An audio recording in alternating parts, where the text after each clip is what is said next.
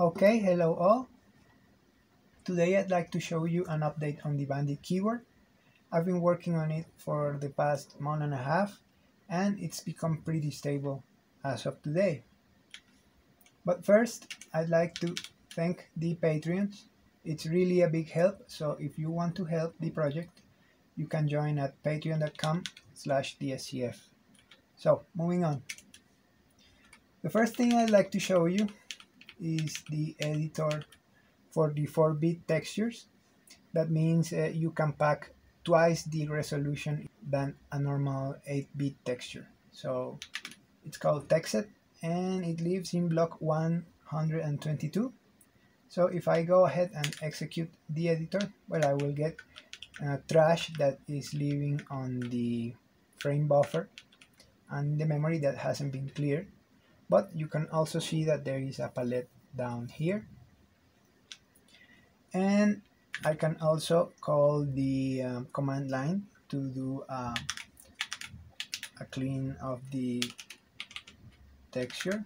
So fill texture, and that will give me a clean frame buffer to draw to.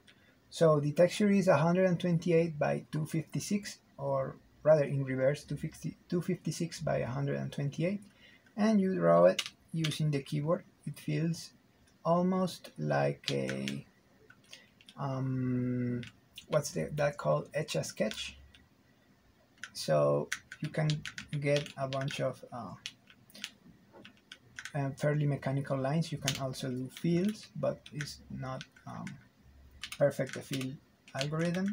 You can see there's always some texture that is left unfilled. And here is the best part: you can change the palette of that color. So if I press the Q key, I will get the palette editor where I can just modify the entire palette of the drawing. So if I get out of that, you can see that the palette has changed, and I can move the palette color with this. I can also do sort of shading, and you can see down here is the magnified view. So that works like that. I can move it in steps, like let's see, like so, and I get the fill pattern. So moving on, the next part would be, let's see, let's go back to 162. Let's see, 162, and I go back. And the next part will be multiple sprites on the screen. The sprites are animated, and you may remember the demo I made for the first video. Well, I can draw about five animated sprites. They're fairly large, about 96 by 64 each sprite, in about 11,000 microseconds. That's 11 milliseconds. So I still have some time to spare. I can also draw the background and the perspective foreground. So if I go back to my presentation block, now you can see it in better action. Oh, sorry, that's not the one. Let's see, go back to the presentation block. Up here, multiple sprites on screen, and I think it's this one, right? So here I have an idle animation, and when I press a key, it will change to the other animation. I let go the key and it will go back to the idle. As you can see, the sprites can be mirrored, and the background uses the same perspective projection and the same as the far background. So, well, however, it seems I've been driving the hardware a bit too hard. So let me show you this demonstration. As you can see, there is this diagonal line here, which means I'm taking too much to draw the frame. But It's mainly because this is a huge panorama and I'm fetching it from the memory using DMA, and I am also raising the DMA to draw the background as if it were stripes. So this background is 16-bit color and it weighs around 300K. It's not optimized by any means, so it seems that I am driving the hardware a bit too much.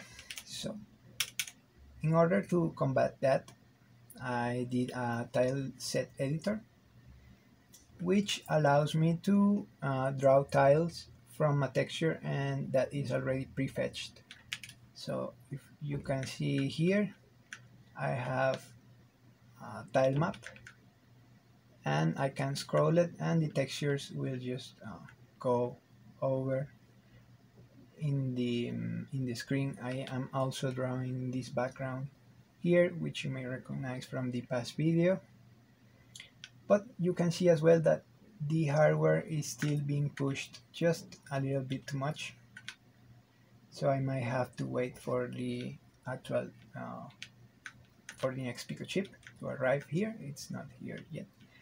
So let me show you how I make sprites for this. So I have this white point here, which is the where the sprite will be made, and if I press the Q key, it will get me to the sprite editor, where I can choose whatever coordinate I want from the sprite using the Y and the H keys for the width of the sprite, and the T and the G keys for the height of the sprite. As you can see, the sprite doesn't need to be bound to a grid. You can make it, you can sample from anywhere because it uses the interpolator part of the chip, and it's basically a texture. So I am basically doing what you would do in a 3D rasterizer, but instead I am using it for 2D. So the sprites can also be as huge as you want them. So this is like what, 126 by 56 sprite. So let's just get out of that and I can put it.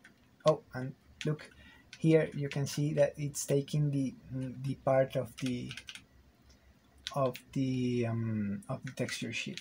So that's not good. Let's just I'll cut it a little bit. I can also cut it here, and let's see, I put it somewhere like there, right? So well, maybe I should change the background because it's being a bit too noisy and I can see what I'm doing. So I drop those two and now I don't have the background, so I'll place it, let's say I'll place it here, and I'll go to the next sprite, and let's say I want to continue doing this sprite, so I can also copy it, and you can see that the performance wise it's really good. You can draw, you can fill the screen with sprites, and it's still like well, it should be 120 FPS, but my monitor only shows 60. So I'm basically limited by the frame buffer. I need more memory to have 2 frame buffers, so I don't get the flickering on the top. Okay, so now let's say I want this pan here, and I want it here, but if I put it like say here, it's too in front, so maybe I want to switch it back, and now look, the plant is back. And let's say maybe I want it here, so I will put it, let's say I will move it until it's behind everything. Well, of course the art is really bad, but don't pay attention to that. Now I can get out of that, I can shut down the computer, and when I turn it back on and wait for the monitor to sync, and here it is, if I execute it again, I will be back exactly where I was before.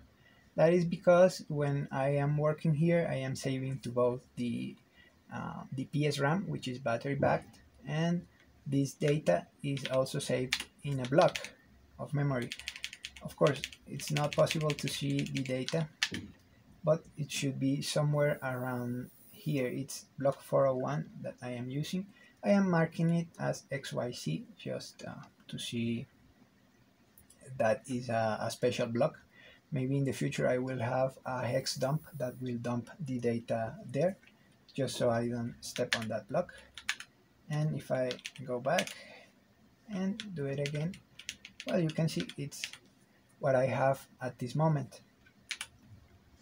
So this has been pretty much what I have to show. I still need some time to get the proper demo, but I am making progress, at least a little bit slowly. And I haven't had to use the computer for the entire month or so, at least to program this. I haven't lost any data. The data gets saved to the SD card, and if I make some stupid mistake, I can just get it back on. So that's it for today. Thank you very much for watching. Please do subscribe. If you want to help the project, please remember the Patreon. And thank you for watching. I'll see you on the next video.